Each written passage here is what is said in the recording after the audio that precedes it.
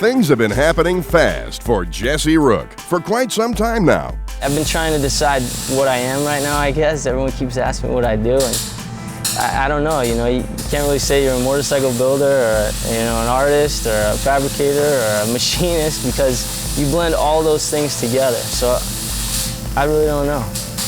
But yes, Jesse is aware. In the world of custom motorcycles, he doesn't fit any kind of stereotype. Yeah, I don't know. There's a lot of people that say I'm not the typical type, but there's a lot of guys out there like me that are getting into it. Maybe we're just new into it. For one reason or another, it's caught our attention and we've started to get involved. Well, I started out with the bicycles, racing bicycles. I started riding a motorcycle when I was 3 years old. Did a lot of bicycle racing, BMX and stuff. I got into skateboards. That's probably where my design started. Designing my own grip tape and customizing my skateboard.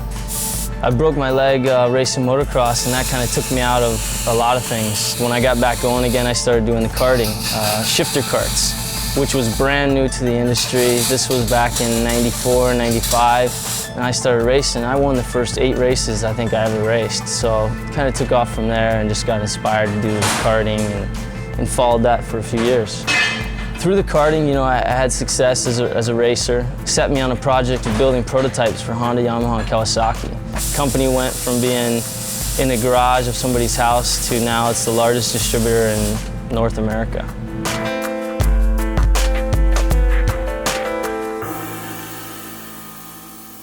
Jesse sold his shifter cart dealership, and then he saw Jesse James on TV. After the kart shop, I was, like you say, I was really lucky with all the experiences I've had. I didn't have much to do, so I was kind of looking around for something that I was really interested in, what I wanted to get into, and I wasn't sure. Saw the TV show on Jesse and decided, hey, I want to build a bike right now because I wasn't doing much. And I had the facility here, so I started building that first bike. Never intending to get into the business. Actually, I told myself I wouldn't. Jim Nassy was a real big influence on me. He was the only one that would answer my questions and really help me out in the beginning. I probably was over there, on a daily basis, and I still go to Jim's place. And when Jim saw the bike, he told me, hey, you just need to show it. So we went to the LA Calendar show in Long Beach, and it won the show.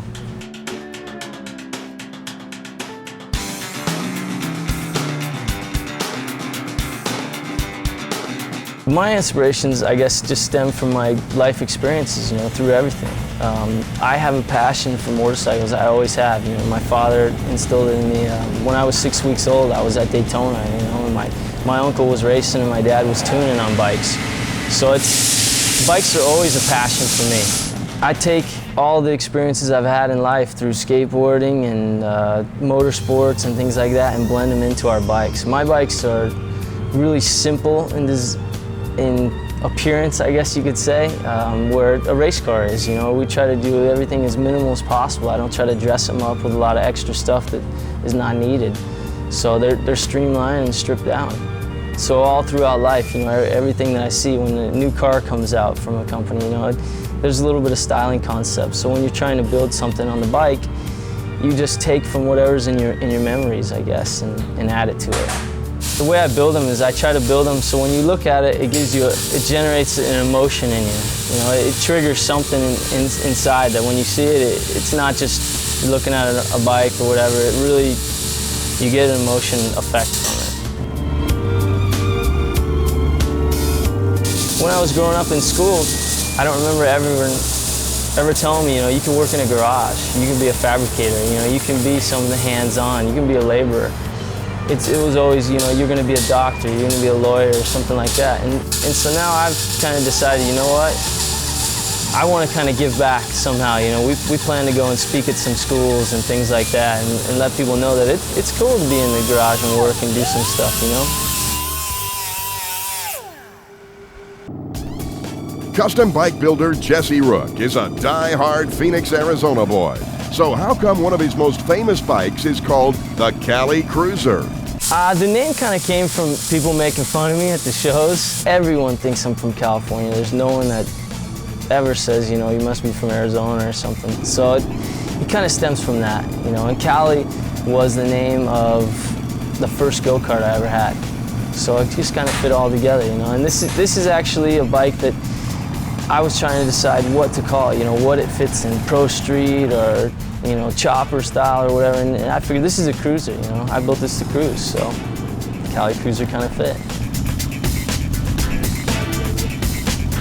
The single-sided part comes from the first bike I built. You know, it was single-sided front and rear. It was all left side, single-sided.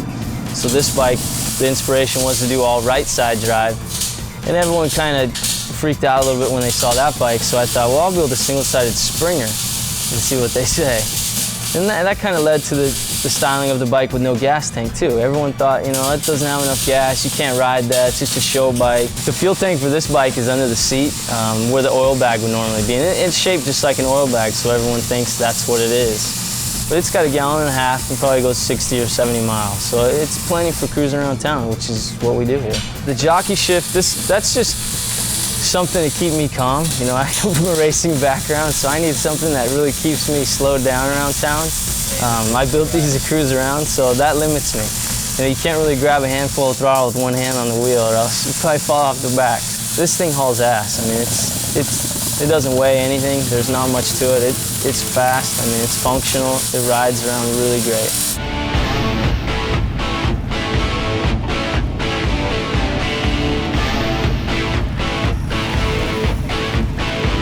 Big goals, a big imagination, and a future as wide open as the Arizona desert. That's how things look for this young motorcycle entrepreneur. This is a passion for me, and I want to make this a business. You know, I want to follow in the footsteps of guys like Arlen Ness, which is a huge footstep to step into. But you know, that's a goal that I want to shoot for. We're now Rooke Customs. My brother James is involved a little bit. My father, I'm trying to get him involved as well. You know, he's a mechanic by trade, so we're going to need some engine building. Maybe you'll see us drag racing or something. I'm a racer at heart, so you know, I want to win every time we go somewhere.